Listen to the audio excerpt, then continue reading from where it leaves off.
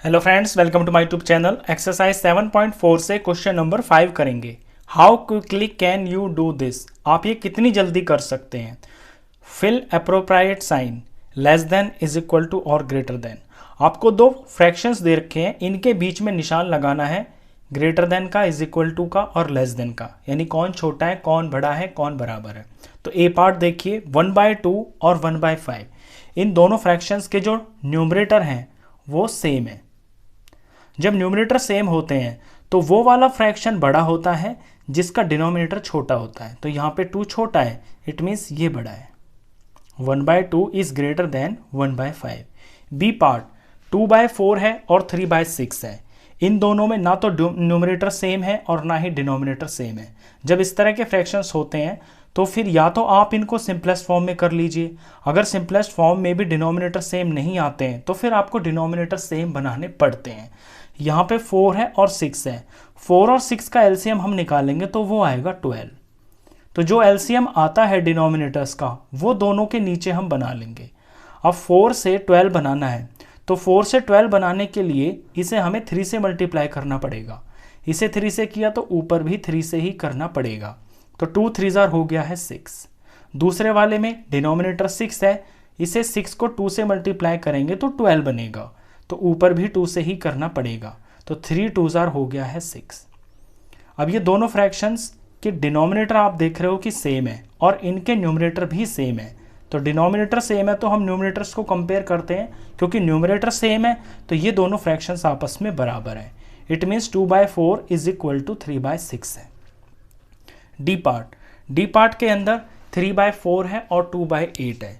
अब यहाँ पे भी ना तो न्यूमरेटर सेम है ना डिनोमिनेटर सेम है, तो हम क्या करते हैं कि डिनोमिनेटर्स को सेम बना लेते हैं। तो 4 का और 8 का एलसीएम निकालेंगे। 4 और 8 का एलसीएम आएगा 8। तो दोनों के नीचे 8 बना लेते हैं। अब 4 से 8 बनाने के लिए 4 को 2 से मल्टीप्लाई करना पड़ेगा। तो ऊपर भी हमें 3 को 2 से ही मल्टीप्लाई करना पड़ेगा। तो 3 2 हो गया है 6। इधर 8 को 8 ही बनाना है तो 8 1 8 होता है, तो 1 से ही ऊपर भी करना है। तो 2 1 2 हो गया। अब क्योंकि डिनोमिनेटर सेम हो गए हैं तो अब न्यूमरेटर्स को हम देखेंगे। जो न्यूमरेटर बड़ा होगा वही फ्रैक्शन वैल्यू में बड़ा होगा। तो यहाँ पे 6 बड़ा है ना, तो 6 बड़ा है और 2 छोटा है। इट मीन्स ये वाला fraction 3/4 is greater then 2/8। Next है 3/5 और 2/3। ये सी पार्ट है, ये डी पार्ट मैंने पहले कर दिया है। ये सी पार्ट है। सी में 3/5 और 2/3। यहाँ पे भी ना तो न्यूमरेटर सेम है और ना ही डिनोमिनेटर सेम है, तो डिनोमिनेटर्स को हम सेम बना लेंगे। 5 और 3 का एलसीएम आएगा 15। तो दोनों के नीचे हम 15 बना लेते हैं। ये 15 बन जाएगा और इसको भी हमें 15 बनाना है। 5 से 15 बनाना है तो इसे हमें 3 से मल्टीप्लाई करना पड़ेगा। 5 3 15 हो गया, तो ऊपर भी 3 से ही करना पड़ेगा। 3 3 9 हो गया। यहाँ 3 से 15 बनाने के लिए 3 5 15 हो जाता है, तो ऊपर भी 5 से ही करना पड़ेगा। तो 2 5 10 हो गया। अब डिनोमिनेटर सेम हो गए हैं तो जो न्यूमरेटर बड़ा होगा वही फ्रैक्शन वैल्यू में बड़ा होगा। तो यहाँ 10/15 बड़ा होगा 9/15 से। इट मीन्स कि ओरिजिनल जो नंबर है 2/3 इज ग्रेटर देन 3/5। इसके बाद सी के बाद पार्ट करते हैं डी हम ऑलरेडी कर चुके हैं। डी के बाद ई पार्ट करते हैं। ई पार्ट के अंदर 3/5 है और 6/5 है। तो ये दोनों फ्रैक्शंस के डिनोमिनेटर ऑलरेडी सेम है, तो हमें कुछ करना ही नहीं है, बस न्यूमरेटर्स को कंपेयर करना है। न्यूमरेटर यहाँ 6 बड़ा है, 3 छोटा है, तो 6/5 फ्रैक्शन बड़ा होगा। एफ पार्ट के अंदर भी 7/9 है और 3/9 है। यहाँ भी डिनोमिनेटर सेम है, तो इसमें कुछ भी कैलकुलेशन करने की ज़रूरत नहीं है। जो न्यूमरेटर बड़ा है वो वाला फ्रैक्शन बड़ा होगा। तो 7/9 is greater than 3/9। G part के अंदर 1/4 है और 2/8 है। तो इनके ना तो न्यूमरेटर सेम है और ना ही डिनोमिनेटर सेम है। हम डिनोमिनेटर को सेम बना लेंगे, या एक चीज़ और भी कर सकते हैं कि ये जो 2/8 है ये दोनों 2 से डिवाइड हो रहे हैं, तो इसे हम जब 2 से डिवाइड कर देंगे तो 2 को 2 से डिवाइड करके 1 आ जाएगा और 8 को 2 से डिवाइड करके 4 आ जाएगा। तो ये वाला जो 2/8 है ना, ये भी 1/4 ही बन गया है और ये 1/4 ऑलरेडी है। तो हम ये भी चेक कर सकते हैं किसी फ्रैक्शंस के अंदर कि सिंपलेस्ट फॉर्म करने के बाद उस फ्रैक्शन का डिनोमिनेटर अगर दूसरे के बराबर आता है तो हम सिंपलेस्ट फॉर्म कर लेते हैं। अब यहाँ पे डिनोमिनेटर सेम हो गए हैं और इनके न्यूमरेटर भी सेम है 1 1। इट मीन्स कि ये दोनों फ्रैक्शंस इक्वल है। तो 1/4 और 2/8 ये दोनों बराबर हुए। नेक्स्ट पार्ट करते हैं जी पार्ट, सॉरी एच पार्ट है ये। 6/10 4/5। इसके अंदर भी मैं सिंपलेस्ट फॉर्म कर सकता हूँ क्योंकि यहाँ पे ये 5 है डिनोमिनेटर में और यहाँ पे डिनोमिनेटर में 10 है। मैं 10 से 5 बना सकता हूँ 2 से डिवाइड करके। अगर इसे मैं 2 से डिवाइड कर देता हूँ तो 10 की जगह यहाँ पे 5 बन जाएगा। 2 से ही मैं इसलिए क्यों कर रहा हूँ क्योंकि ऊपर वाला नंबर भी मुझे 2 से होता हुआ दिखाई दे रहा है। 6 और 10 दोनों 2 से हो रहे हैं ना, तो इसलिए मैंने 10 को 2 से डिवाइड करके 5 बना लिया और 6 2 से डिवाइड होके 3 हो गया। तो इस तरह से मैंने इस फ्रैक्शन के डिनोमिनेटर को 5 बना लिया है और दूसरा वाला जो फ्रैक्शन है उसका डिनोमिनेटर 5 था। अब डिनोमिनेटर्स मेरे सेम हो गए हैं तो न्यूमरेटर्स को कंपेयर करता हूँ तो 4 बड़ा है यहाँ पे, तो 4/5 3/5 से बड़ा होगा। इट मीन्स ये जो 4/5 है ये बड़ा होगा 6/10 से। आई पार्ट, आई के अंदर 3/4 है और दूसरा 7/8 है।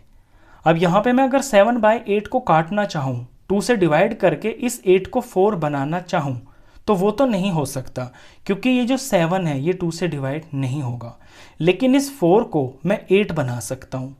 4 को 8 बनाने के लिए मुझे इसे 2 से मल्टीप्लाई करना पड़ेगा। यहाँ 2 से किया है तो मैं यहाँ भी 2 से ही कर दूंगा। 3 2 6 हो गया। अब मैंने इस फ्रैक्शन का डिनोमिनेटर 8 बना लिया है और दूसरे वाले फ्रैक्शन का डिनोमिनेटर 8 ऑलरेडी था। तो डिनोमिनेटर्स मैंने सेम कर लिए हैं। अब मैं न्यूमरेटर्स को कंपेयर कर सकता हूँ।